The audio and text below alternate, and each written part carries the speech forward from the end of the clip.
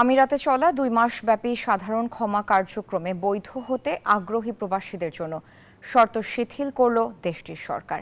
এক্ষেত্রে পাসপোর্টের মেয়াদ 6 মাসের পরিবর্তে 1 মাস থাকলেও এই সুবিধা পাবেন আগ্রহীরা। এতে খুশি প্রবাসী বাংলাদেশিরাও। আমিরাত থেকে মামুন মাহিনের তথ্যচিত্রে ডেস্ক রিপোর্ট।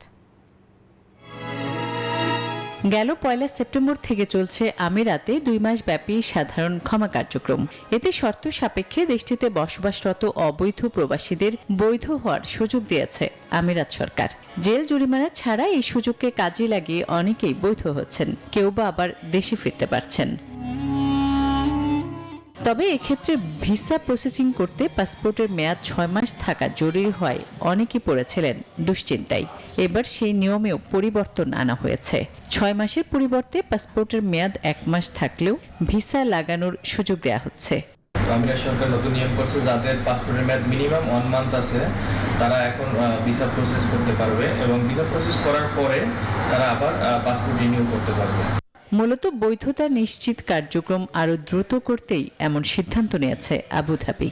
এনজিওর কিস্তি প্রথমবার বিকাশ পেমেন্ট করলেই 20 টাকা ইনস্ট্যান্ট ক্যাশব্যাক। আমরা যারা বর্তমানে আমিরাতে আছি, ক্যান্সেল বিষয় বা ফাইন, তাদের বিষয়গুলো এখন হচ্ছে।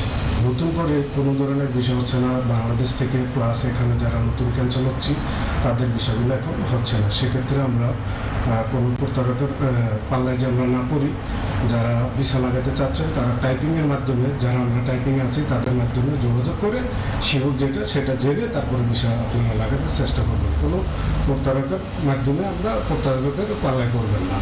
আগামী 31 অক্টোবর এই 2 মাস ব্যাপী সাধারণ কার্যক্রম শেষ হবে।